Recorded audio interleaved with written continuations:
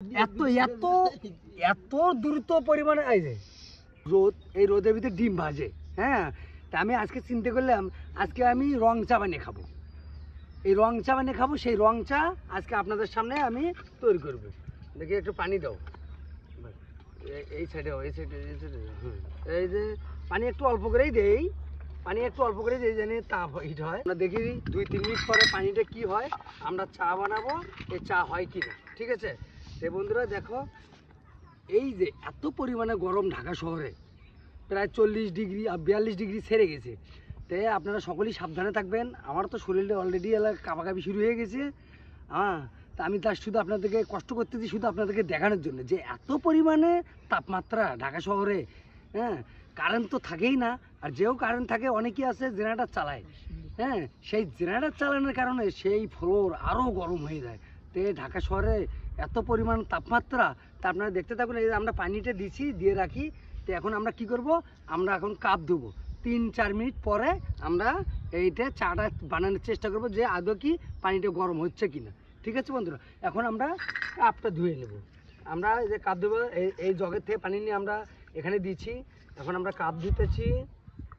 হ্যাঁ, আমরা হলো চা বানিয়ে খাবো, লাল চা বানিয়ে খাবো। ঠিক আছে, এই যে আমরা এটা দিলাম। হ্যাঁ, এই যে তো এই যে আমরা দুটো কাপ ধুয়ে নিলাম। চামিচটা কই দেখি দাও। আমরা একটু চা পাতা কোথায় গেল, চা পাতা। এই যে আমরা চা পাতা চামিচটা কই রাখলাম, চামিচটা কই রাখলাম। এই যে আমরা এই যে ইস্পানি মির্জাপুর চা দিয়ে আমরা চা বানাবো। কয়টা চা বানাবো আমরা? 2টো চা বানাবো। ঠিক আছে, আপনারা ভিডিওটা দেখতে থাকুন, দেখুন এই পানি গরম হয় কি না। ঠিক আছে, তা আমরা 2-3 মিনিট যাক, 2-3 মিনিট যাওয়ার পরে আমরা চা বানাবো। আর আপনারা এটাও জানেন, যদি কোল পানি এই যে একটু পানি যদি কোল গরম না হয়, তাহলে এই টি ব্যাগের থেকে কালার আসে না। তো সুতরাং পানি যেই গরম হোক, একটু গরম আসলে ইনশাল্লাহ আশা করি হয়ে যাবে।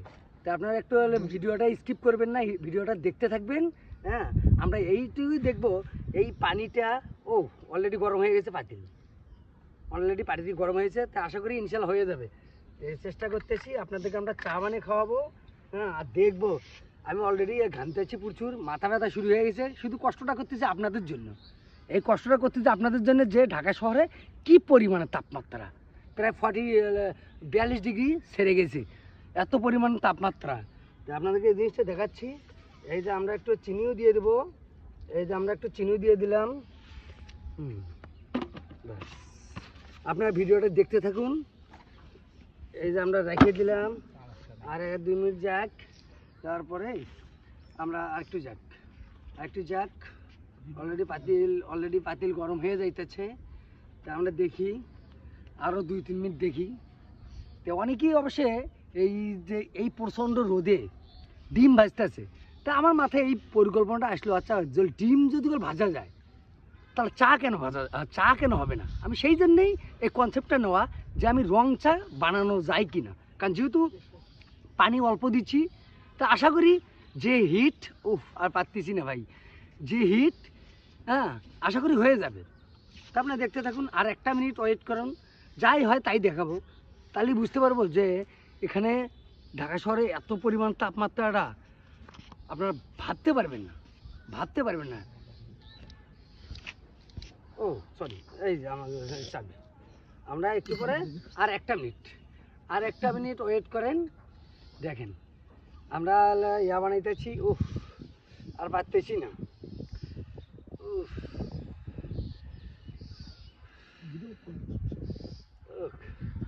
আপনারা একটু দেখবেন, দয়া করে দেখবেন, ভিডিওটা স্কিপ করবেন না, কিন্তু দেখবেন শুধু এই পানিটা।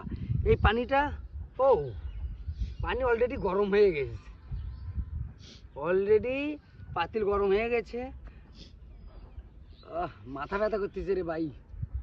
আমরা লাল চা বানাবো, যাই হোক যে কালারটাই হোক, কারণ লাল চার পানি লিগার তো সহজে আসে না, পানি একটু হিট হইতে হয়। তো যেইটুকুই হিট হয়েছে সেইটুকুই দেখাবো।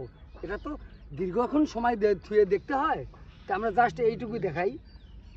তা আমি আর পারতেছি না ভাই, আর থাকতেও পারতেছি না। আমি যা হয় কালার এইটুকুই দেখাবো আমি থাকবো। এই যে আমি এখন দিতেছি আপনাকে।